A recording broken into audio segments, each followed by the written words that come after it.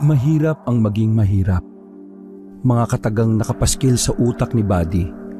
Lalo pa nang biglang mamatay ang kanyang ina dahil sa sakit na hindi matukoy. Sa edad na 14, halos banat na banat ang katawan ng bata dahil sa pagtatrabaho. Mula kasi noong mamatay si Nanay Doray, naging pariwara na maging ang ama nitong si Tatay Rudy. Nalulong sa bisyo at pagbabarkada na naging dahilan upang hindi magampanan ang dapat sanay ginagawa bilang ama kay Buddy. Tubong Bicol ang ama, doon na din isinilang ang anak, ngunit dahil din sa bisyo at maling gawain kung kaya't nalipat sila sa isang liblib na lugar sa Cebu. Buong pag-aakala ni Buddy magiging maayos ang lahat, ngunit dito pala ang simula ng kalbaryo na sasapitin niya.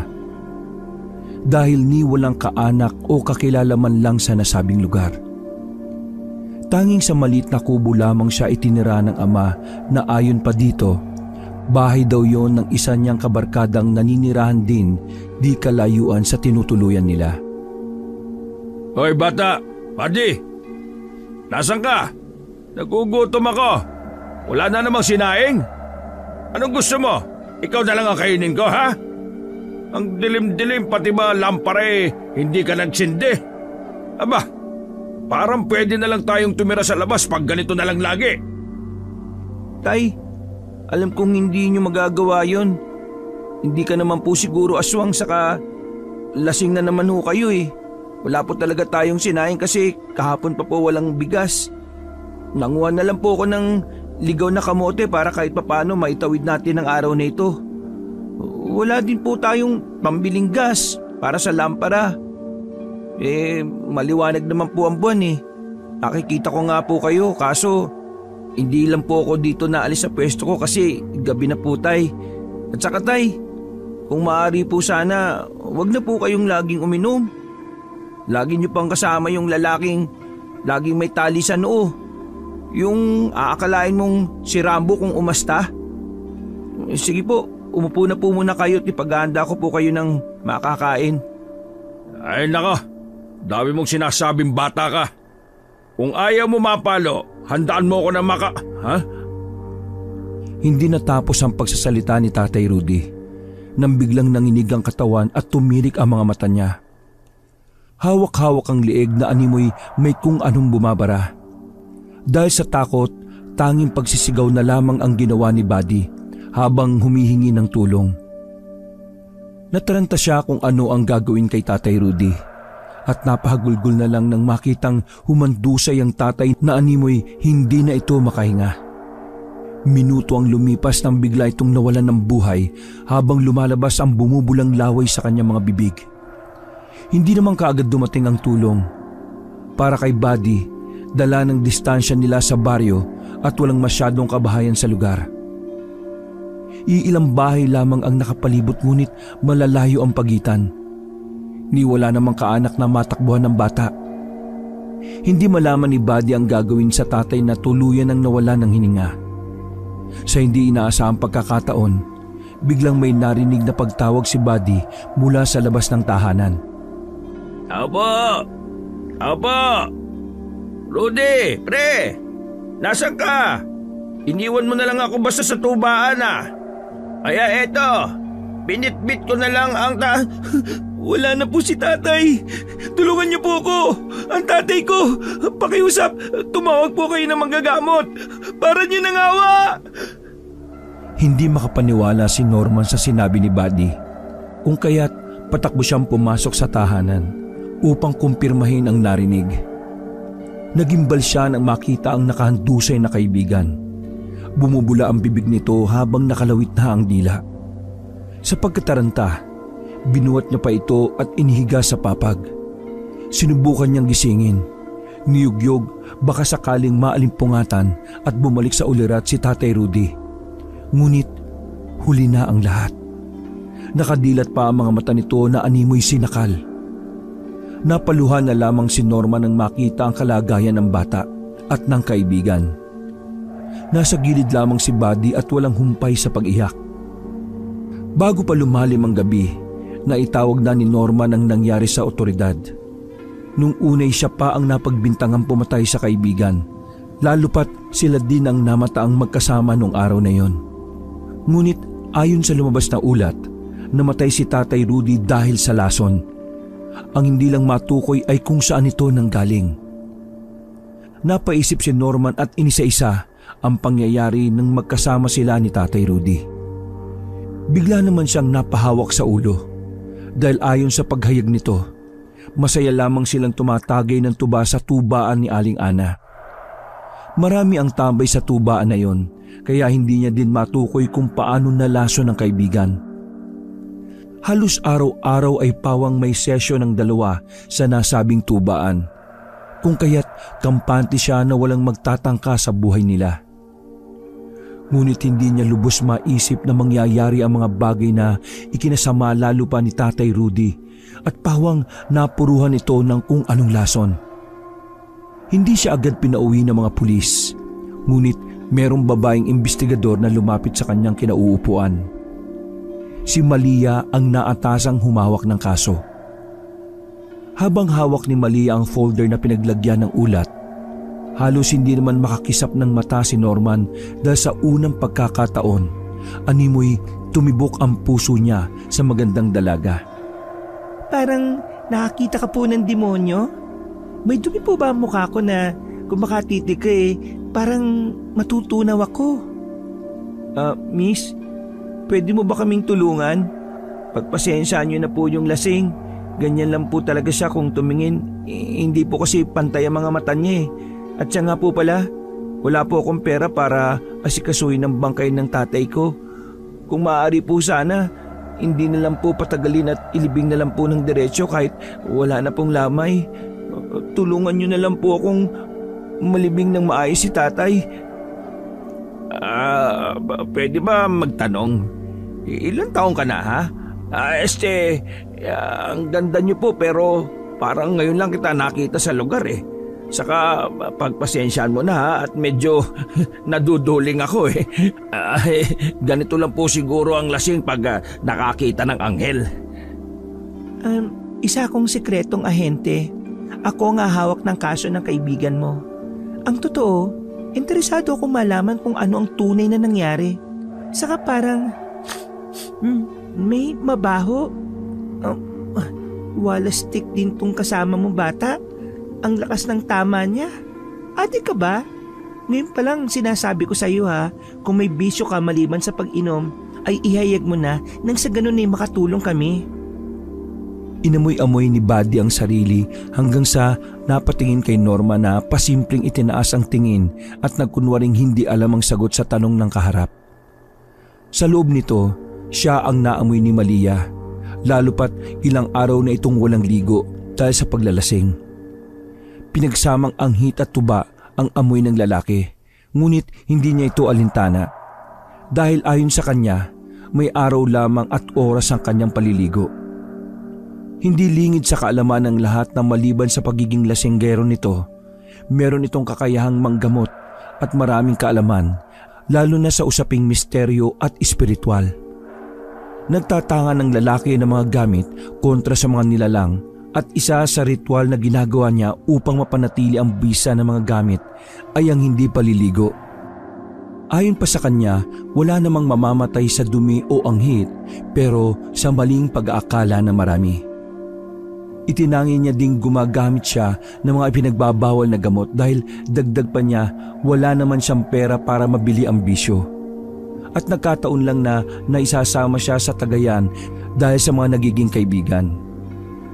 Sa kabilang banda, nagbaba na lang ng tingin si Malia dahil ayaw niya ding isipin ng kaharap na nasusuka siya sa tuwing malalangap ang amoy na nakakasulasok. Ayon pa sa dalaga, animoy pinaghalong suka, lana at anghit ang naghahalong amoy ni Norman. Siya sige, ako nang bahala.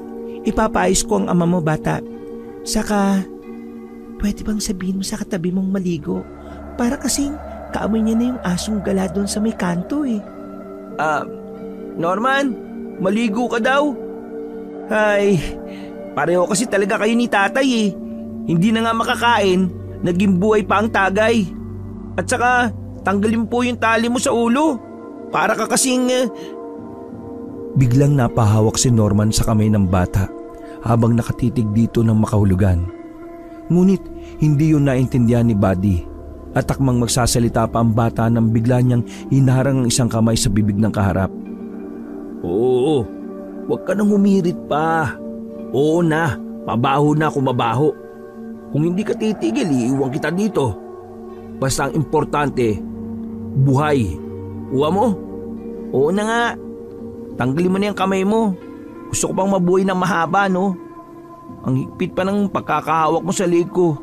Ako lang to, Norman. Pakiusap, kumalma ka po. O sige na, tumigil na kayong dalawa. Tapusin nyo lang sagutin yung ilang katanungan para makapagpahinga na din tayong pareho. Buddy, kami nang bahala sa bangkay ng tatay mo. At kung gusto mo, umuwi ka na muna para makapagpahinga. Saka ikaw naman, mamang mabantot. Pasimpleng tinapik ni Malia sa balikat si Norman. Nung una, akala ng dalaga ay masasagot ang tanong niya. Mas malala pa pala. Hindi niya inaasahan na sa ginawa niya ay magbubukas ng panibagong kaalaman patungkol sa kasong hinahawakan niya. Kay linaw sa balintataw ng dalaga kung anong klaseng tao ang kaharap. Maging ang kaganapan mula nung kasama niya si Tatay Rudy sa inuman ay nakita ng dalaga. Sa kaalaman ng lahat, hindi lang simpleng investigador si Malia. May kakayahan itong makita ang pangyayari sa pamamagitan ng paghawak sa mga bagay o tao na nakasama sa pinangyarihan ng krimen. Malakas din ang pakiramdam ng dalaga. Dagdag pa nito, natutukoy niya kung nagsasabi ba ng totoo ang kaharap. Ang dalaga ay hindi lang basta pulis, ngunit isa siyang medium kung saan nagagamit niyang abilidad lalo pa sa mga kasong hindi malutas-lutas. Nanayo ang balahibo ni Malia habang napatitig kay Norman. Ramdam niyang hindi pangkaraniwan ng lalaki kung kaya't agaran siyang humingi ng paumanhin. Miss, hindi ako masamang tao Kung ano man ang nakikita mo o nararamdaman mo, hindi sapat para pag-isipan niyo ako na masama. Kaibigan ko matalik si Rudy at hindi ko magagawang-gawan siya ng masama. Kung hindi ka masamang tao, bakit parang kay bigat ng presensya mo? Anong klaseng nilalang ka, Norman? Saka, bakit hindi mo man lang natukoy na may panganib na sa lugar? Alam kong may kakaiba kang abilidad, pero hindi ka din naging mapagmatsyag. Nako, miss, may lahi po yatang kambing si Norman Huwag niyo na po siyang tanungin. Pero ganun pa man, hindi ko alam kung dapat ba ako magpasalamat sa iyo sa pag-alalay mo sa amin ni tatay. Ayaw kong mag-isip na masama kay Norman kasi siya lang ang malapit sa tatay ko Marahil wala kaming kakilala sa lugar na ito pero alam kong may bisyo lang ang ama ko at hindi pala away. Naluluha na sambit ni Buddy habang nakatingin sa dalawa. Ramdam ni Malia kung ano ang pinagdaraanan ng bata. Ngunit tanging pagyakap lamang dito ang nagawa niya upang mapagaan ang loob ng bata. Napahagulgol naman si Malia nang biglang may kung anong mabigat na enerhiyang kumawala sa karimlan ng bata. Napapikit pa ang dalaga nang makita niya ang mga kaganapan sa buhay ni Buddy kung saan animoy nakakadurog ito ng puso. Ganun pa man, pinili ni Malia ang huwag nang buklatin pa ang mga nakaraan ni Buddy. Ngunit ninais niyang tulungan ito sa abot ng kanyang makakaya. Alam niyang malakas ang espiritual na aspeto ni Buddy, subalit dahil sa mga naranasan, hindi ito nahahasa o nagagamit na maayos. Kaya mula ng gabing yun, nangako si Malia sa sarili na kukup-kupin niya si Buddy para magabayan ito sa tamang landas. Mag-isa lang din naman si Malia sa tinitirhan dahil lahat ng kamag-anak nito ay tumira na sa ibang bansa. Ngunit kinausap niya muna ang bata kung papayag ba itong umuwi sa bahay niya. Laking tuwa naman ni Buddy pero nung una ayaw niya iwan ang kubo kung saan kahit paano naging masaya siyang kasama ang ama. Ang bait mo naman, Miss Ganda. Pwede mo ba din akong ampunin? Wala din kasi ako. Wala ka din ba Doon ka na lang sa kubo namin. Nang sa gayon may kasama ka doon. Yung kalabaw ni Aling Milagros. Bakit po kasi hindi ka naliligo, Norman eh? Dinaig mo pa yung mga palaboy sa kanto. Palaboy? Oo nga, wala ka nga din palang bahay o pamilya sa lugar. Kaya pala magkasundo kayo ng tatay ko. Hoy, nakakasakit ka naman ha. Saka magkakasakit kasi ako kung maliligo ako. Ay nako, kung hindi ka lang bata, buti pa ang tatay mo magkasundo kami. Pero ewan ko, bakit hindi ka nagmana sa tatay mo?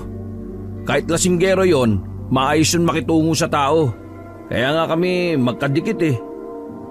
Oo, tama ka. Isa nga akong palaboy. Walang pamilya. Walang... Inawat na ni Malia ang dalawa. Ayon dito, baka kung saan pa mapadapo ang usapang nilalatag ng mga ito. Hindi na din muna umuwi si Norman dahil nag-aalala naman ng dalaga baka maging ito'y mabiktima nang hindi pa nila alam kung anong mga nilalang. Ayon sa dalaga, mas mahalaga pa rin ang kaligtasan kahit na isa ito sa mga pinaghihinalaang salarin. Pinasok na muna nila si Norman sa isang silid kung saan pwede ito makapagpahinga. Inabisuhan din ni Malia ang mga kasama na kung pwede bigyan nila ng gamit pampaligo ang binata. Pero sa kasamaang palad, tumanggi ito sa kadahilan ng hindi pa daw araw ng paghawak niya ng tubig. Napailing naman ang lahat ng nandun sa presinto. Walang namamatay sa dumi, pero sa malinis marami. Aba, ang dumi nakapagdudulot yan ng magandang depensa sa katawan. Kumbaga, para ma-immune ang katawan ng tao. Saka, pagpasensyaan nyo na kung parang suka na ang amoy ko. Hayaan nyo, hindi naman ito didikit sa mga katawan ninyo eh. Sa ilong lang. Oh, hindi nga didikit sa katawan namin pero masakit sa ilong. Ay, bahala ka na nga. Malia, awatin mo ako baka mamaya ilublob ko ito sa isang drum ng tubig. Hayaan mo na, Sarge. Sige na, Norman. Magpahinga ka na at ako nang bahala kay Buddy. Sasama siya sa akin sa bahay. Saka ang kaibigan mo, pinalinis na namin sa purinarya. Bukas, kung ayaw niyong maglamay, pwede na nating ilibing. Tumulo na naman ang mga luha ni Buddy nang marinig kung ano na ang gagawin sa tatay niya. Hindi niya maiwasang humagulgol dahil ayon sa kanya, hindi kaya ng puso niyang makita ang ama sa ganoong kalagayan. Pinatahan naman ito ni Malia. Kinausap niya ang bata ng masinsinan. Maging ang dalaga, hindi din mapigilin ang luha dahil ramdam niya ang pagdadalamhati ni Buddy. Ilang minuto ang nakalipas nang lisanin nila ang lugar. Kasama niya ang bata pauwi sa tinutuluyan. Hindi malayo ang inuuwian ni Malia sa pinapasukan. Pero mas napapadali ang lahat dahil marunong din ang dalaga magmaneho ng kahit anong sasakyan. Kaya sa unang pagkakataon, napahanga ang bata sa astig ng dalaga. Maya-maya pa'y narating na nila ang bahay ni Malia. Pagpasok pa lang sa bakuran, agad na bumungad ang malaking puno ng duhat. Malapit ito sa bakod at animoy pinamamahaya ng mga alitaptap. Napamangha si Buddy dahil ngayon lamang ito nakakita ng puno'y animoy kumikislap dahil sa liwanag na mula sa mga insekto. Ang ganda naman ng lugar mo, miss. Saka kakaiba ang punong ito oh. Parang buhay na buhay dahil sa mga alitaptap. Ikaw lang po ba mag-isa dito? Para kasing madilim ang loob ng bahay niyo eh. Oo, ako lang mag-isa. Nasa ibang bansa na mga magulang ko at mga kapatid ko. Yung punong yan, huwag ka masyadong maghahawak ng kung ano kasi may nakatira diyang nilalang. Isang kaibigan pero hindi ka pa niya kilala kaya pakiusap para hindi tayo magkaroon ng problema. Iwasan mo na lang ha. Biglang kinilabutan si Buddy at napakunot ang noo niya. Napapaisip kung anong nilalang ba ang nasa puno na tinutukoy ng dalaga. Natanong niya tuloy kung paano tumira ang kung ano sa puno. Tumingin siya kay Malia na parabang nagtataka. Napailing na lang ang dalaga at pinapasok na ang bata. Ayon sa kanya, hindi maganda kung ihahayag niya ang mga bagay na makapagbibigay ng katatakutan sa isipan ni Buddy. Dagdag pa niya, kinailangan niya lang sundin ang mga alintuntunin ng tirahan ni Malia nang sa ganun ay maiwasan nila ang problema. Sang-ayon naman si Buddy.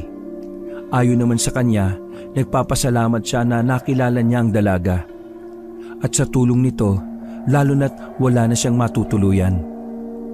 Hindi niya pa kayang mamuhay mag-isa. Binigyan ng dalaga si Buddy ng mga damit. Ayon dito, mga naiwang gamit yon ng kanyang mga kapatid. Sa unang pagkakataon, nakaramdam si Buddy ng kakaibang tuwa. Dahil sa kabila ng mga nangyari ay may mga taong nagbukas sa kanya ng pagkakataon upang mausad ang buhay. Sa buong buhay ko sa pagtatrabaho, ngayon pa lang ako nagka-interest sa kagaya mo. May mga kaso akong hinawakan na kagaya ng ama mo. Halos magkapareho ang senaryo. Pero siyempre, ibang sitwasyon pagdating sa mga pamilya.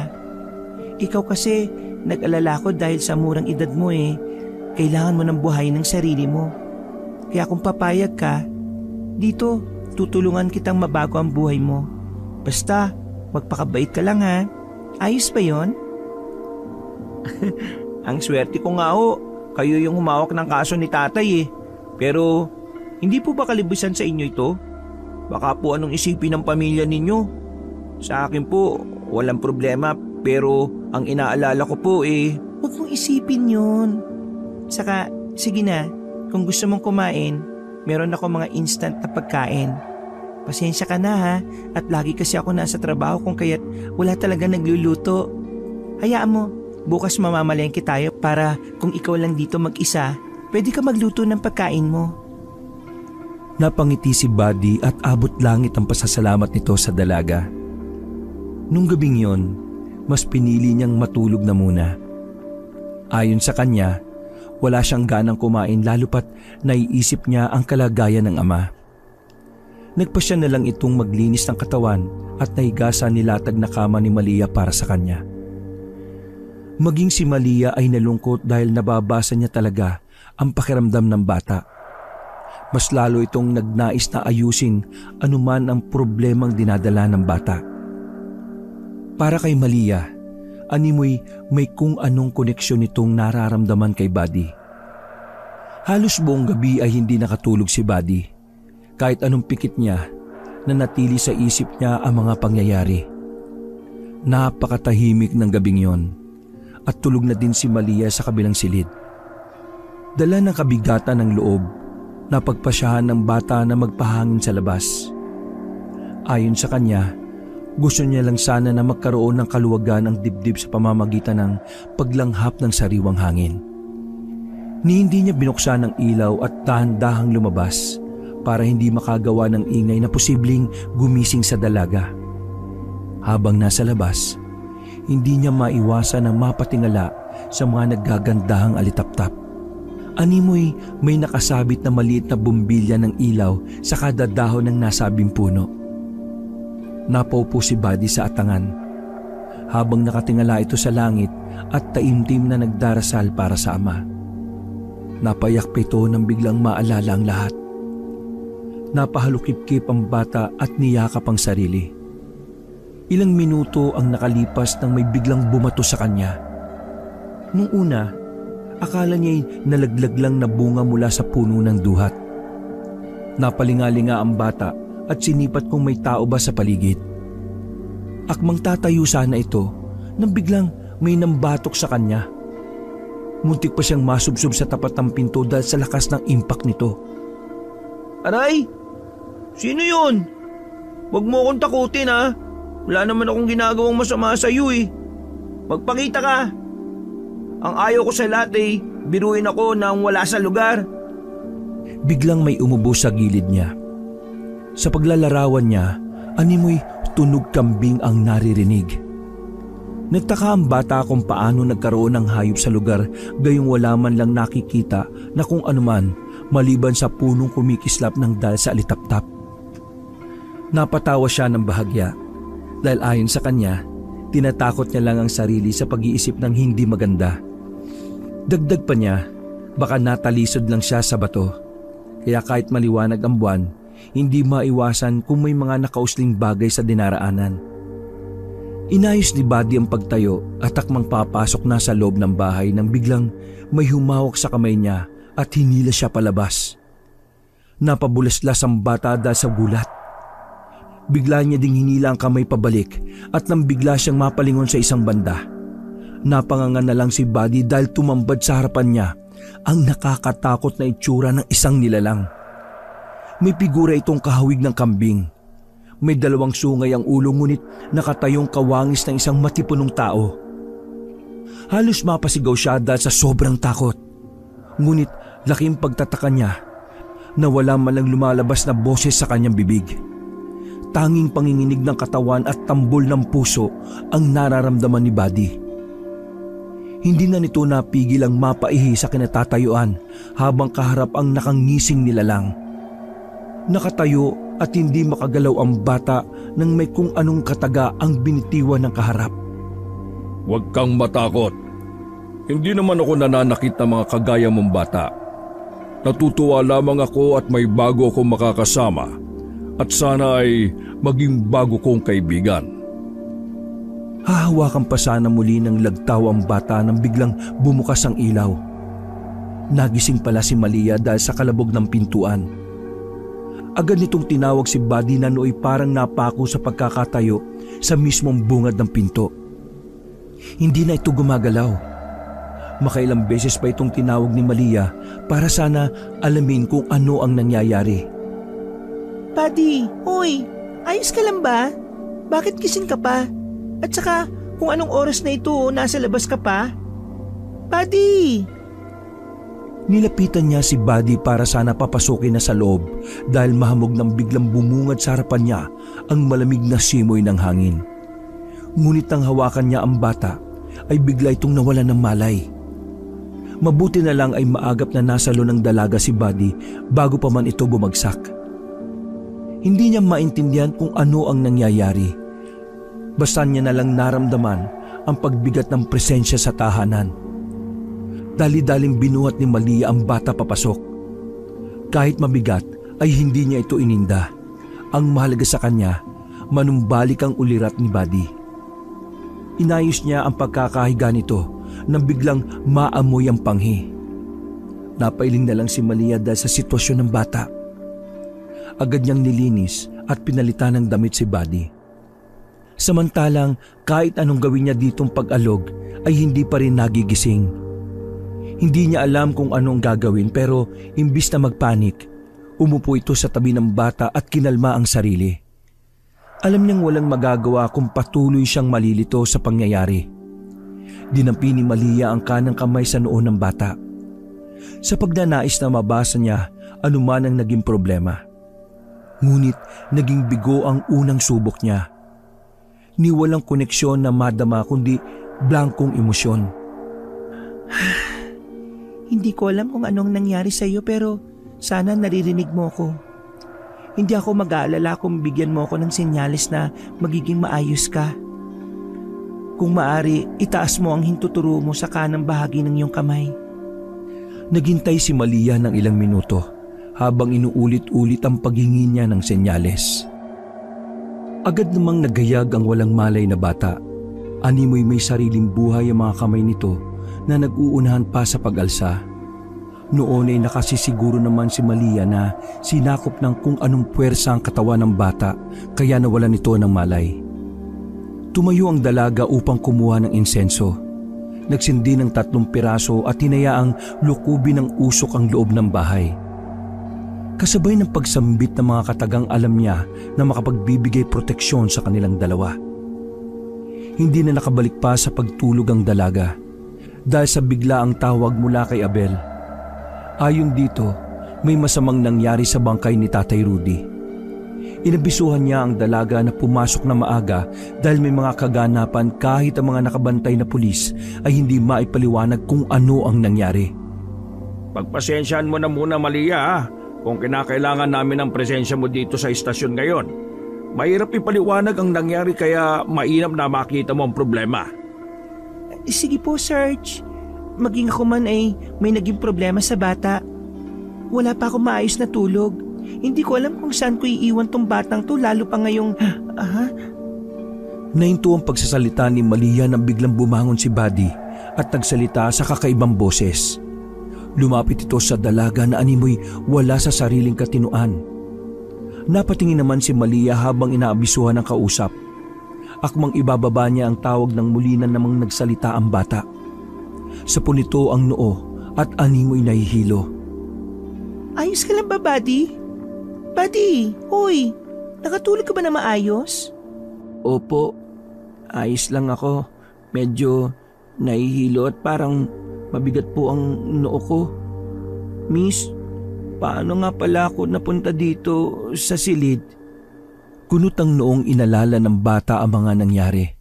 Pakiwari niya habang nag-iisip ay may parte ng utak niya ang kumikirot.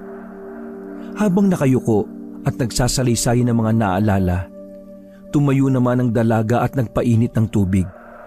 Hindi nito hinintay ang pagkulo, ngunit tinansya niya na lang na mabalanse ang init. Naglagay ng isang kutsaritang asin sa isang basong maligamgam na tubig. Iniabot niya ito sa bata. Ayon sa kanya, makakatulong yon upang malinis ang kung anong negatibong enerhiyang pumapaloob kay Buddy. Nag-abiso din ng dalaga na maaga ang kanilang pagpunta sa istasyon. May nangyari sa bangkay ng tatay mo, Buddy. Kung kaya't kailangan maaga tayo ngayon. Magkayak na tayo. O kung gusto mo, mag-agahan muna tayo bago tayo umalis. Biglang umiba ang ekspresyon ng mukha ni Buddy. Animoy alam niya ang magiging karugtong ng pahayag ng dalaga. May mas masama pa ba kaysa sa mamatay, miss? Ano ba yung sinasabi ko? Ano po ba yung nangyari sa bangkay ni tatay? Ayos ka lang ba, Buddy? Masama pa rin ba yung pakiramdam mo? Sabihin mo lang at huwag ka maglihim. Sige na, Buddy, magbihis ka na lang at doon na lang tayo mag-agahan sa istasyon. Wala na kasi tayong mahabang oras para magluto. Hindi ko din alam kung ano ang nangyari sa tatay mo. Malalaman natin yan mamaya, basta ipanatag mo lang ang loob mo at huwag ka masyadong mag-isip. Hindi na nagsalita pa ang bata. Naggayak na lamang ito at sumunod sa sinabi ng dalaga. Ilang minuto ang lumipas nang lumabas ang dalawa. Huminga ng malalim si Malia at bumulong ng usal pang proteksyon. Ito'y nakagawian ng dalaga lalo pa kung may mga misyong gagawin. Bigla itong luluhod at dadakot ng lupa kasabay ng taimtim na pagdarasal. Nakamasid lang si Buddy sa gilid nang may kung ano na naman bumatok sa kanya. Kamuntikan na naman siyang mamudmod sa harap mismo ng dalaga. Ay, Diyos ko, Buddy. Anong nangyari sa iyo? Ayos ka lang ba? Kasi may tumulak po sa akin eh. Pasensya na po hindi ko sinasadya. Naiintindihan ko na. Ikaw lang ang makakagawa ng paraan para maiwasan ang mga bagay na hindi maganda. Nasa kalagitnaan ka ngayon ng pagdadalamhati, kung saan apektado hindi lang ang emosyon, kundi ang maging espiritual na aspeto ng iyong pagkatao. Kaya malakas ang loob ng lagtaw. Hindi ko siya nakikita pero sigurado kung siya ang gumagawa ng... Lagtaw? Ano po yun? Naalala ko po kung ano yung nangyari sa akin kagabi. Saka, nahiya po ako sa iyo, miss. Ikaw pa po nagpalit sa akin ng naihian kong short. Saka sa kinatatayuan ko ngayon, dito ko siya nakita. Ang nilalang na... Biglang umurong ang dila ni Buddy at animoy may pumigil sa bibig niya upang makapagsalita. Nailing naman ng dalaga dahil nakasisiguro na ito kung ano ang dahilan kung bakit nagkakaganito ang bata. Nilapitan niya din ito at binatukan. Alam niya na sa ganoong paraan, mababalik sa wisyo ang bata. Pasensya ka na Kailangan na nating umalis. Ikaw, nakikiusap ako sa iyo nilalang ng puno ng duhat. Alam kong naririnig mo ko. Kung maari lang gabayan mo ang batang ito, hindi gawing laruan. Kung gusto mong manatili sa lugar ko, ayusin mo at ihayag ng maayos ang nais. Magkaibigan tayo kaya pakiusap naway maging kaibigan mo din ang batang ito. Matapos ang litanya ni Malia ay nanghingi pa ito ng senyales kung tinatanggap ba ng nilalang ang nais niya. Ilang sandali pa nang biglang bumukas ang bakod. Indikasyon yon para sa dalaga na naiintindihan siya ng nilalang. Nakangiti naman itong nagpasalamat. Minuto lamang ang nakalipas nang marating nila ang istasyon. Habang pinaparada ang motor sa gilid, may namataan silang mga kumpol ng tao. Nakatalukbong ito ng animoy sutana ng mga makalumang tao. Nung una iniisip lamang ng dalaga na baka mga sakristan sa simbahan na malapit lamang ito sa istasyon, kung kaya't hindi niya ito pinagtuunan ng atensyon. Samantalang nagmadali na silang dalawa makapasok sa loob. Naabutan nilang nag-uusap din ang mga kasama ni Malia. Animoy may binubuong plano. Maraming salamat at nandito ka na. Malia, nawawala ang bangkay na ipinasok nyo kagabi sa punerarya. Ayon dito sa dalawang nag-aalalay doon kagabi, bigla na lang daw may namataan silang mga kalalakihan na sa pag-aakala nila, dadaan lang. Ayon dito kay Roger, lumabas lang sila para sana magkape. Pero pagbalik, wala na daw yung katawan ni Tatay Rudy. Nawawala? Saan po nagpunta? Miss Malia, anong gagawin natin? Kaya pala hindi ako mapakali kagabi kasi kailangan ni tatay ng tulong eh. Patay na nga pero parang... Ikalma mo ang iyong sarili, bata. Tutulong kami sa paghahanap. Kung kailangang suyudin namin ang buong lugar, mahanap lamang ang bangkay ng ama mo. Mahirap pero, Malia, hindi lang ito ang unang kaso ha. Natatandaan mo nakaraan lang. Yung nilason tapos ganito din yung nangyari. Tumahimik ang lahat nang biglang sumabat si Norman na nooy galing sa palikuran. Kakagising lang din ito at napabangon dahil sa ingay na nagmumula sa kanila. Lahat napatakip ng ilong nang agad na lumapit ito at nangumusta kay Buddy. Pakiusap, maligo ka na. Gusto pa naming mabuhay eh. Diyos ko naman, Norman. Sarge, akala ko po ba'y binigyan nyo na to ng gamit na pangligo kagabi? Pakiusap, isang di pa na atras. Pagod, puyat, tapos walang laman ng sikmura ko ngayong umaga. Baka mamaya dahil sa naamoy ko, ako din ang sasamain. Pagpasensyaan nyo na pero bukas pa ang araw ng pagligo ko, miss eh. Miyerkules at Biyernes lang ang pwede akong humawak ng tubig kaya humingi ako ng paumanhin. Siya nga pala. Kumusta na, Miss Ganda? Hindi na po ako lalapit. Sige na, dito lang ako. Nawawala ang tatay ko, Norman. May kumuha daw sa bangkay niya. Tsaka hindi nila alam kung sino. Baka may alam ka. Pakiusap, tulungan mo kami. Napatingin si Norman sa gawi kung saan ang daan papunta sa punerarya. Malapit lang din naman ang lugar. Nangingi ng permiso ang lalaki upang sana masundan kung may bakas bang naiwan. Nag-ilingan naman ang mga pulis na nagtaas pa ng kilay sa pahayag ni Norman. Kung kami nga na nagbantay ay hindi namin alam. Ikaw pa kaya na tulog nung mangyari ang lahat? Sa mga oras na ito ayaw namin na madagdagan pa ng sakit ng ulo ha. Kaya maligo ka na muna. Baka sakaling maniwala kami sa apog mo. Wala naman sigurong masama kung bibigyan niyo ako ng pagkakataon makapaghayag din ng naalalaman ko sa kasong ito. Pareho nyo, naghahanap din ako ng mga kasagutan dahil hindi lang si Rudy ang may ganitong kaso.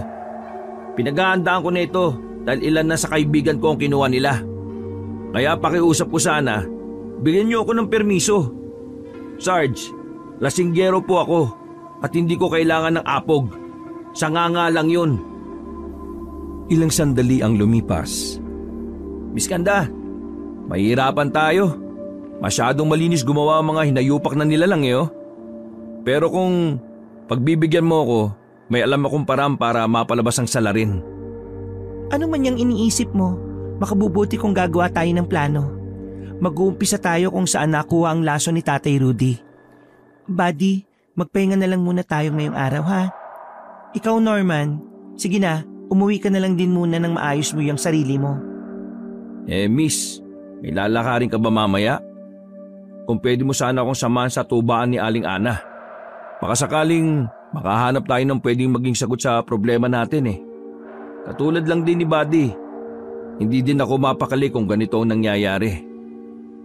Nag-isip muna si Malia bago tumugon. Batid nitong may punto naman ang binata. Ayon pa sa kanya, hindi sila makapaglatag ng konklusyon hanggat wala silang basihan o mapagkukunan ng impormasyon ukol sa problemang kinakaharap nila. Sa kabilang banda, nagdadalawang isip ang dalaga sa gagawing hakbang lalo na sa aura ng kaharap.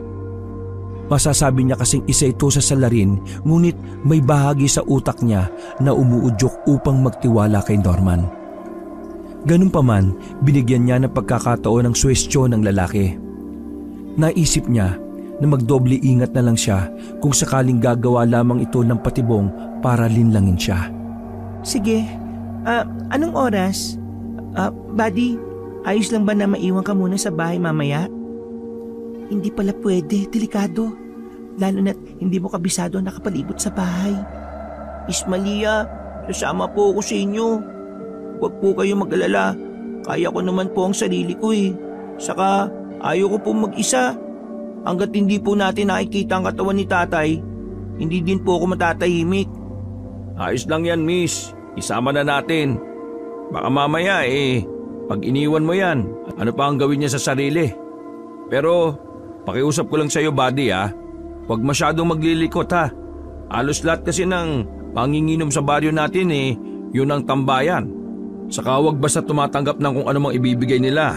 Lalo pa kung ito'y pagkain o inumin. Sa hinala ko, doon talaga nadali yung tatay mo Pero kailangan ko lang talaga ng kumpirmasyon. Malalaman ko din ang lahat.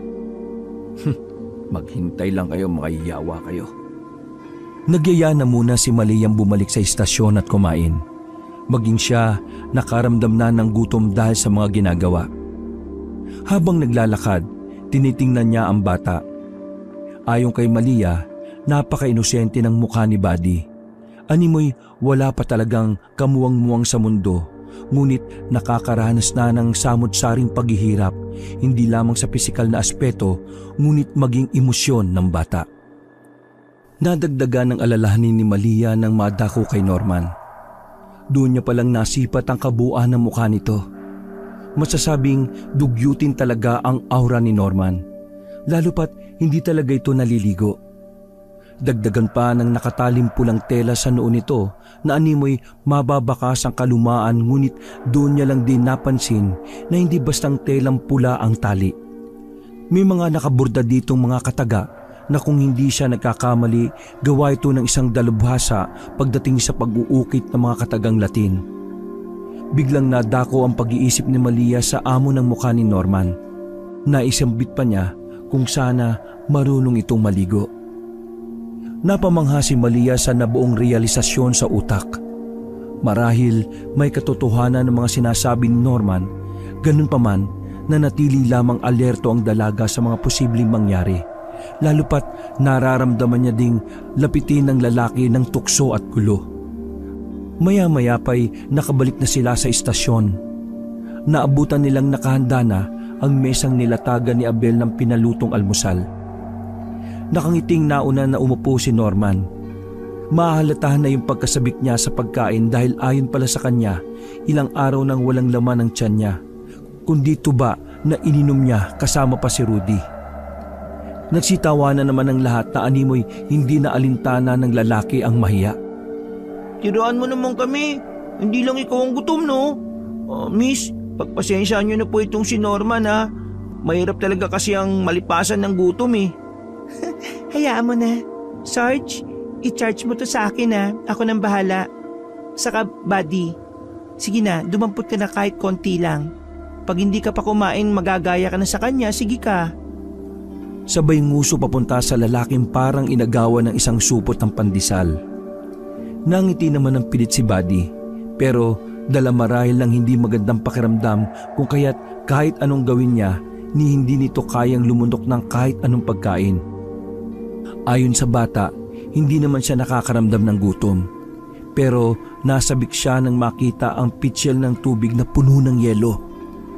Dagdag pa ni Buddy, kung maaring tubig lang ang ibigay sa kanya. Masamang sinyalis yan, Malia. Pag nagtuloy-tuloy ang ganyang pag-uugali ni Buddy, baka malaking problema yan pag nagkataon. Kahit pa mababa ka sa aura niya ang kalakasan, pero iba pa rin kung may laman ang tiyan. Iba pa naman ang epekto ng hanging umakyat sa ulo. Nako, hayaan nyo na muna. Ako nga ilang araw hindi nakakain buhay pa naman ako. Ang kailangan ni Buddy, maalalayan ng emosyon at espiritual na aspeto niya. Hindi madali para sa bata pero alam kong kakayanin niya. Di ba, buddy? Nagkatinginan pa ang lahat habang si Norman subo lang ng subo. Nabibilaukan pa ito dahil kahit puno pa ang bibig ay nagsasalita ang binata. Napahugot na lang ng malalim na paghinga si Malia. Samantalang si Buddy uminom lang ng tubig. Ni hindi kumain ng bata. Bago magtanghalian, inabisuhan ni Malia ang mga kasamahan sa gagawin niyang hakbang kasama si Norman. Inilatag niya ang sitwasyon upang mahingi din ang opinyon ng mga nakatataas sa kanya. Kung ako lang ang tatanungin, hindi ako sang-ayon. Alam mo na siguro kung bakit. Babae ka at kahit alam mo ang pasikot-sikot sa lugar, hindi pa rin kami nakakasiguro na magiging ligtas o maayos ang gagawin nyo. Mas mainam siguro magdala ka ng makakasama, Malia. Nang sa ganun makaalalay sa'yo oras na may gawing... Lagi naman akong handa, Sarge. Tsaka, huwag mo nang alalahanin si Bantot. Kahit ganun ang ayos niya. Mukha namang mapagkakatiwalaan eh. Hindi kasi natin alam kung ano o sino ang kalaban natin. Nag-aalala lang ako sa madadamay. Hihingi na lang ako ng backup kung sakaling may mangyaring masama. Inilatag ko lang ang magiging plano dahil importante din ang magiging opinyon nyo sa magiging hakbang ng kasong ito. Lahat ng pagtutol ay inilatag ni Abel, pero batid niyang napakaseryoso ng dalaga. Ramdam niya dito ang determinasyon na marisolba ang nasabing problema. Tinapos lang ni Malia ang talaan ng trabaho at nagpaalam na din itong umalis kasama si Buddy at Norman. Bago pa man sila tumuloy sa binuong plano, umuwi na muna si Malia dahil ayon dito, kailangan nilang magbihis lalo pa ng dalaga. Kinailangan niya magkunwaring isang manang nang sa ganon hindi sila mabisto kung sakali mang pasukin na nila ang tubaan. Nang marating nila ang bahay ni Malia, biglang nagsisigaw si Norman sa tapat ng bakod. Ayon sa kanya, animoy may malakas na puwersang humaharang sa kanya. Naku, naloko na miss. Baka hindi pwede mabantot. Bakit? Kanino bang bahay to? Oo nga no. Hoy, kambing! Pag hindi mo ako padadaanin, matatamaan ka sa akin. Aba, miss. Antikas pala ng bantay mo, ha?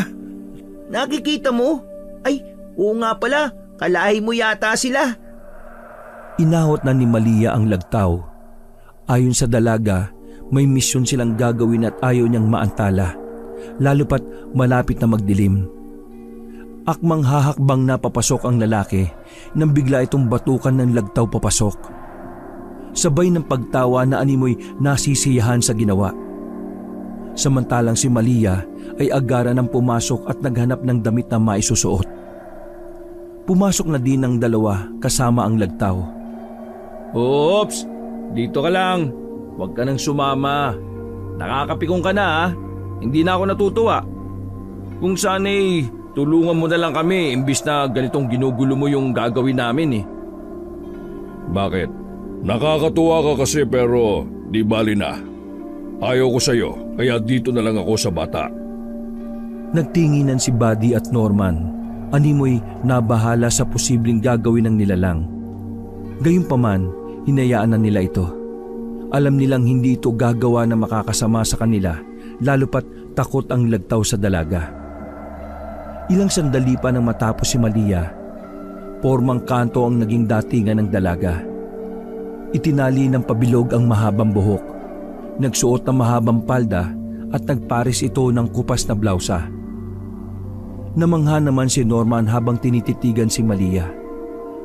Aniya, kahit sa simpleng kasuotan, lumalabas pa rin ang ganda ng dalaga.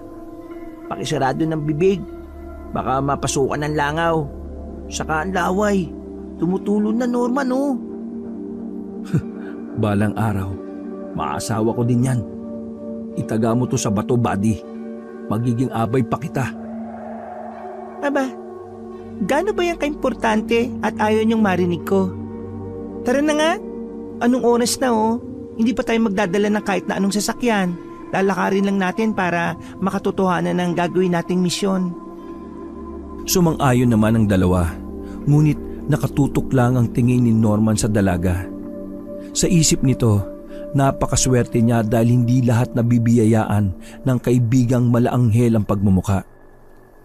Bago pa man sila umalis, hindi makalimutan ni Norman ang mag-ihip ng simpleng usal pamproteksyon para sa kanilang tatlo. Ayon pa sa kanya, hindi magiging madali ang gagawin nila kung kaya't kinakailangan nila ng pangdepensa. Hindi lang para sa mga nilalang na hindi nila nakikita, kundi maging sa mga nagbabalat kayong alagad ng kadiliman.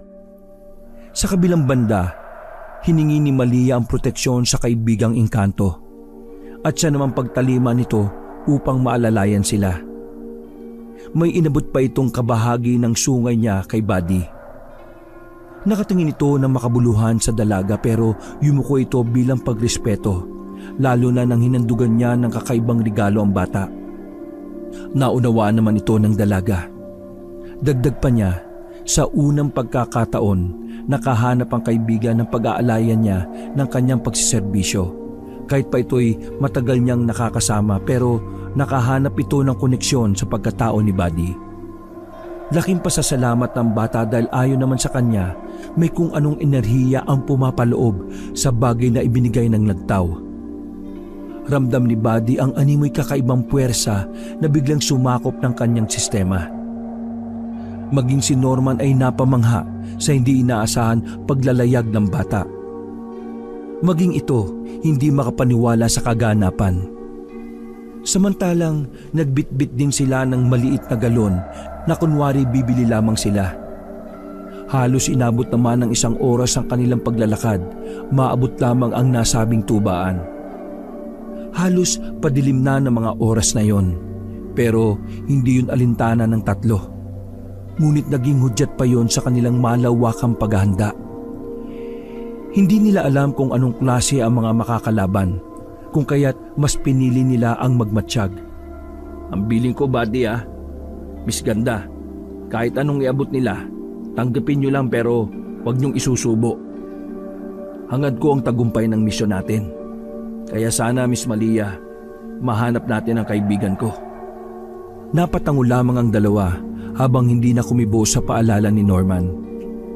Nasa bungad pa lang sila ng tindahan ay agad na tumambad sa kanila ang mga nakahilerang mga tanggero. Napatakip pa si Malia ng ilong dahil ayon sa kanya, hindi maiwasan ng sikmura niya ang sumama lalo pa sa kakaibang aroma na nalalanghap niya. Nagmumula ito sa mga taong nakaupo di kalayuan sa kanilang kinatatayuan. Maging si Norman nakaramdam ng kakaibang presensya. Ayon sa kanya, nakailang beses na niyang napasok ang lugar na yon ngunit nakasisiguro siyang dahil sa sabulag na ginagawa ng mga nilalang kung kaya't hindi niya ito nararamdaman noon. Akmang hakbang na lamang siya papasok nang biglang may humarang sa kanilang daanan. Si Aling Ana, ang may-ari ng tubaan. Magandang hapon, Aling Ana. Kasama ko pala mga kaibigan ko.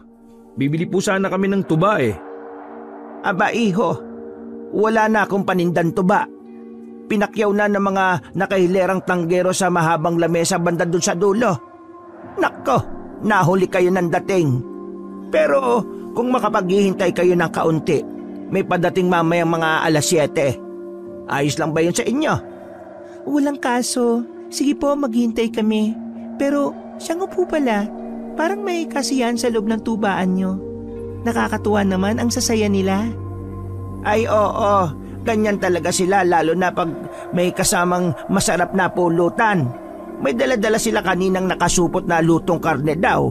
Binigyan pa nga nila ako nandun sa isang lamesa Hindi ko kinain kasi parang kakaiba ang amoy. Alam mo naman yung mga kagaya kong may edad na, hindi na din mahilig sa karne at mahina na ang panunaw ko. Kung gusto nyo sa inyo na lang. Imbis na tumugon, napatingin si Malia kay Norman. Alam niyang may gusto itong ipahiwatig ngunit biglang inakbayan ni Malia ang matandang kaharap. Ninais niyang malaman kung anong klaseng tao ang tindera. Pero napangiti siya dahil maganda ang naging presensya nito hindi lang sa pagharap sa kanila kundi maging ang kalooban na matanda. Hindi na siya nagtaka kung bakit marami ang dumadayo sa lugar. Nakangiting inasikaso sila na matanda habang binigyan naman sila ng magandang espasyo sa loob ng tubaan nito. Sa kabilang banda, nakakaramdam ng pagkaalinsangan si Norman. Maging si Buddy ay nakakaramdam ng pag-init ng paligid. Pinagpapawisan pa ito dahil animoy may kakaibang presensyang humahalo sa simoy ng hangin na nagmumula sa labas ng tindahan. Ayos ka lang, Buddy? Nauuhaw ka ba? Parang namumula ka yata. Nakakaramdam ka din ba ng pagkaalinsangan? Malia, hindi magandang pangitain ito. Kaya alerto kayong dalawa ha. Nakikita niyo ba yung mga taong nagtatagay mula kanina? Dito lang sila nakatingin sa atin eh. Lalo na sa'yo, Malia. Ayos lang po ako, miss. Pero malakas ang kutob ko. Hindi tao mga yan. Norman, anong gagawin natin kung sakaling? Maganda lang tayo. Huwag na lang tayo magpahalatang nararamdaman natin sila. Nakaupo lang silang tatlo habang naghihintay ng padating na galon ng tuba. Madilim na at nakakaramdam na ng kabigatan ang bawat isa sa kanila. Sa unang pagkakataon, noon palang gumana ang mga tanga ni Norman. Sa ilang beses niyang pagtagay sa lugar, hindi niya maintindihan pero malaki ang naitulong ng presensya ni Malia at Buddy sa pagbuhay ng kanyang mga tangan. Naging mabigat na para sa kanya ang aura ng paligid. Hindi na din niya naiwasan ang pag-ihip ng usal pangkalas ng sabulag na ginagamit ng mga nagbabalat kayong mga tanggero. Habang nagsasambit ng mga katagang hindi maunawaan ng dalawang kasama, may isang lalaki ang lumapit sa kanilang mesa. Sa paglalarawan ni Norman, namumula na ang mga mata nito na animoy dahil sa lasing at may tama na ng tubang tinatagay. Sumisinok pa ito habang lumalapit at nakiupo sa mesa nila. Ata, nagtatagay ka din ba? Saka, ang ganda naman ng babaeng kasama mo, pre. Baka naman pwede namin kayong manyayahan sa mesa namin. Parang nakakaya naman sa inyo kung hindi namin kayo isasama sa aming munting pagsasalo-salo. Parating na yung mga pinaluto naming malaking putahe kasabay ng tuba ni Aling Ana. Sige, maraming salamat sa inyong pag-imbita. Pero hindi naman kami magtatagal at... Biglang umangil ang kaharap. Inaasahan nila yon dahil ramdam na nila ang nais nito. Kung kaya't maagap na pinigil ni Norman si Malia. Ayon dito, susunod na lamang pag dumating na ang pinalutong putahe. Dagdag pa niya sa kaharap, hindi naman sa ayaw nilang paunlakan ang paanyaya nito. Ngunit hindi sanay ang mga kasama sa maraming tao, lalo na kung ito'y hindi nila kilala. Naging malumanay din si Norman upang hindi gumawa ng komosyon ng kaharap. Sa kabilang banda, sumang-ayon lang sila para sana makisama at makuha na din ang sagot ng kanilang katanungan. Tumayo si Hiner at bumalik sa kinauupuan nito. Nagkatinginan ng tatlo habang si Buddy ay may kung anong inihip sa hangin. Ayon sa bata, matatanggal ng simpleng usal ang mga pagbabalat kayo ng mga nilalang oras na dumapo sa mga ito ang ginawang orasyon ng bata. Hinay-hinay lang, Buddy ha. Baka mamaya mahalata tayo sa ginagawa mo. Saan mo natutunan niyang... Wala na tayong oras. Malia, ihanda mo na yung sarili mo dahil oras na makalasan sila ng balat kayo. Baka hindi mo kayanin. Ayos lang ako, Buddy. Pero pakiusap ko lang, huwag tayong padalos-dalos at marami sila. Baka hindi natin kayanin. Talagang dadami pa sila. Lalo pa pagdating ng takdang oras ng kanilang panginginain. Pansinin nyo, tayo na lang naghihintay dito para maging ang matanda umalis na. Napaisip si Malia. Nilinga-linga ang paningin sa paligid. Maliban sa kanila at sa mahabang mesa ay wala ng ibang tao. Nang mga oras na yon, nagpanik na ang dalaga dahil isa-isa nang naglaglaga ng mga balat ng mga nilalang sa mahabang mesa. Animoy mga halimaw na kawangis ng pusang walang balahibo ang nakikita ng dalaga. Maging si Norman ay nanlaki ang mga mata dahil ang kaninang karne na pinagsasaluhan ng mga ito ay naging pira-pirasong bahagi ng tao. Totoo nga ang inala mo, Norman. At posibleng ang pinagsasaluhan nila ngayon ay ang bangkay ng tatay ko.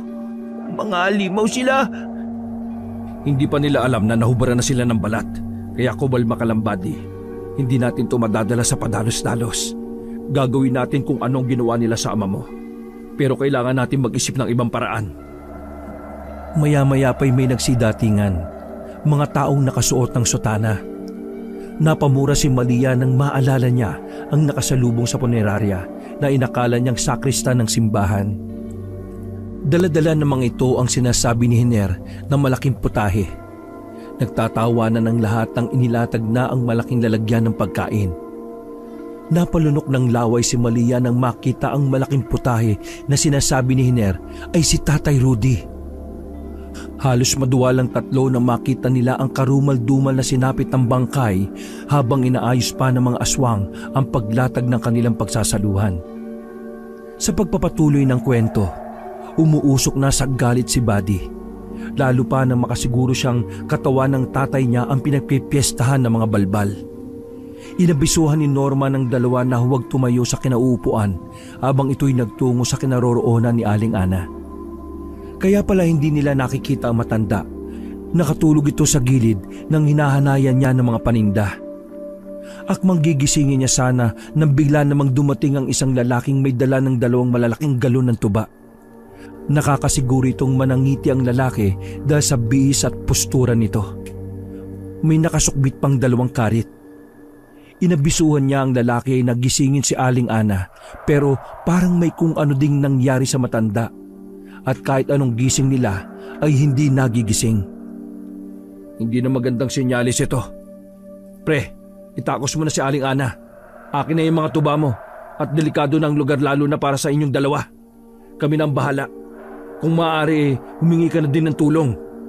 Ito na nga ba sinasabi ko eh. Ayaw kasi ni Lolang makinig kahit na gaano pa kabait ang ipakita sa mga aswang na yan. Gagaw at gagawa rin sila ng kademonyohan. Diyos ko Lola, gumising ka po! Hinugot ni Norman ang karit na nasa gilid ni Jonas. Pinabutan niya ang matanda sa apo at pinadaan niya ang mga ito sa likod kung saan magiging ligtas sa maglola ang pagtakas. Samantalang binuksan ng binata ang tuba at may kung ano itong inilagay sa loob mula sa nakataling pulang tela sa noo. May hinugot itong animoy mga hibla ng tela, kasabay ng mga usal pang patay sa sinumang nilalang na uminom ng nasabing tuba. Sa madali ang orasyon, nakagawa pa ang binata ng kakaibang lason kung saan hindi mapapansin ng mga nilalang ang nakahalong hibla. Maya-maya pa'y sumunod pala ang dalawa. Nagulat pa si Malia kung bakit dala-dala na ni Norman ang galong may lamang tuba. Imbis na magsalita, nagsenyas na itong tumawag na ng backup. Dahil kung magkataon, hindi nila kakayanin ng mga nilalang. Lalo pa orasyon ng kalakasan ng mga aswang. Agad namang sumunod si Malia, habang si Buddy at Norman ang nagdala ng galon patungo sa mesa. Nakatinginan ng lahat ng nasa mesa. Nakangisi pa ang iba sa pag-aakalang pagkain ang lumalapit sa kanila. Oh, nasa na si Aling Ana? Bakit hindi siya naglatag sa amin ng tuba? Di bale, saluhan nyo na lang kami. Total nandito na lang din kayong dalawa. Masama ang pakiramdam na matanda kaya kami na lang ang ginatasang maglatag sa inyo. Siya nga pala, pagpasensyaan nyo na hindi kami makakasalo Uuwi na din kasi kami kaagad. Lumalalim na din kasi ang gabi. Nagsitinginan ng lahat habang may isang kumuha ng galon kay Norman. Isa-isa nitong tinagayan ng mga basong nakahilera sa mahabang mesa. Halos ang iba ay sabay-sabay uminom. Ang iba naman sumusubo ng pulutan. Hindi na matagalan ni Buddy ang nararamdaman lalo pat nakikita niya ang putol na ulo ng ama na nilagay pa sa gitna ng mesa. Animoy ulo ng baboy na walang panghundangang inilapag. Mga hayop kayo! Mga demonyo! Hindi na kayo naawa sa tatay ko! Matapos yung lasunin, ginawa niyo pang pulutan! Buddy, magulos dili ka! Hindi natin sila kakayanin! Dalawang angil na ang mga kaharap, samantalang ang iba na nakainom ng tuba ay agarang nalagutan ng hininga. Pakiwari ni Norman, magiging katapusan na nila ng mga oras na yon. Ngunit laking pagkamangha niya nang biglang ang isang batang patpatin ay nagkaroon ng malakas na mga kamao. Hawak-hawak ni Norman ang karit na ginamit niya na pangtaga sa lumalapit sa kanya. Pero si Buddy, animoy naging kawangis ni Hulk. Nilamon nito ng sobrang galit na kahit demonyo hindi kayang pigilan. Halos lahat ng lalapit sa kanya ay agaran niyang binabalian ng leeg. Animoy may pinaghuhugutan ng bata ng lakas, lalo pa hindi niya inaalis ang paningin sa amang nakalatag sa lamesa. Sumisigaw pa ito habang animoy langgam na tinitiris ang ulo ng mga balbal. Ni hindi man lang nakagalaw ang iba pang mga aswang dahil sa ininom nilang tubang may lason. Samantalang tatakas pa sana si Hiner nang bigla naman siyang hawakan ni Buddy sa ulo na animoy buong puwersa nitong hinatak palayo sa katawan. Walang takot ang mababaka sa mukha ng bata, kundi nag-uumapaw na galit. Lumipas ang ilang minuto nang dumating na ang tinawag na backup ni Malia. Maging ang taong bayan na hininga ni Jonas ng tulong. Naabutan ng mga ito ang hawak-hawak pa ni Buddy ang ulo ng aswang na wala ng buhay. Nagsipasok na ang mga pulis habang hindi din napigilan ang mga nagresponding mga tao upang makiusyoso sa nangyari. Ayos lang ba kayong dalawa, Buddy? Diyos ko. Malia, patawad. Hindi ko na siya naawat eh. Nakatayo lang ang bata habang tumutulo ang luha. Halos hindi na ito makagalaw dahil sa nararamdamang panginginig ng katawan, dala na matinding galit. Halos hindi niya nakilala ang sarili. Ayon kay Norman, parang sinapian ng malademonyong mga kamao si Buddy. Alam nila kung saan ito nagmula, pero hindi na lang nagsalita pa si Norman dahil napalibutan na sila ng mga pulis. Hindi mapaliwanag ng mga saksi kung ano nga ba ang katotohanan. Tanging mga pugot na ulo lang ng mga kalalakihan ang nakita nila. Hindi figura ng kung anumang halimaw. Maging si Malia nagulat dahil ang mga bangkay na nakuha nila ay pawang mga tao kung titingnan. Sa kabilang banda, hindi maiwasan ng nakararami kung paanong nandoon ang katawan ni Tatay Rudy. Maging ang mga pulis ay sumakit ang ulo kung paano hahawakan ang nasabing kaso. Sino ang mananagot? Ang bata bang walang kamuwang-muwang o yung kasamang lalaking may hawak ng karit? Kinabukasan, nagsalaysay si Malia kung bakit ganoon ang nangyari.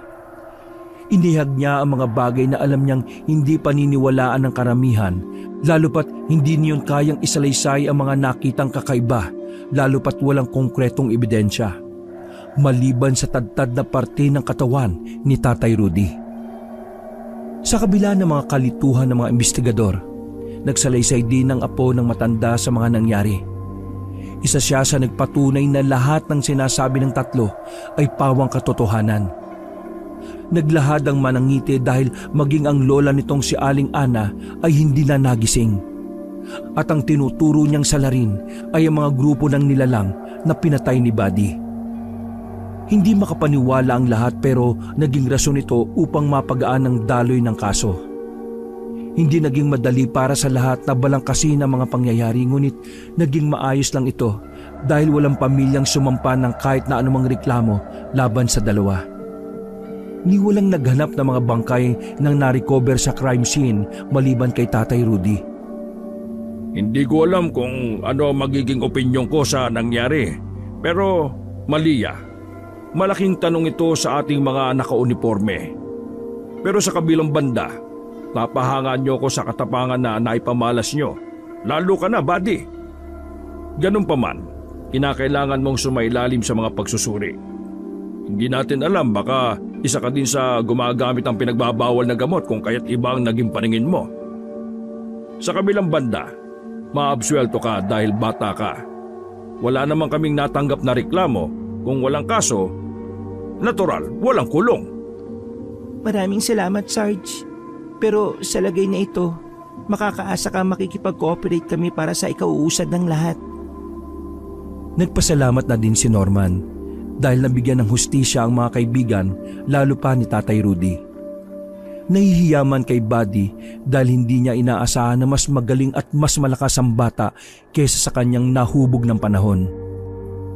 Hindi sila kinulong, bagkus tinulungan sila makapagsimula ng panibagong buhay. Anuman ang nangyari, hindi yun naging susi para mapaniwala ang taong bayan na may aswang, pero naging daan yon upang mabuksan ang kaisipan ng nakararami na hindi lahat ay normal. Meron talagang hindi kayang sagutin ng kahit na sino. Wakas.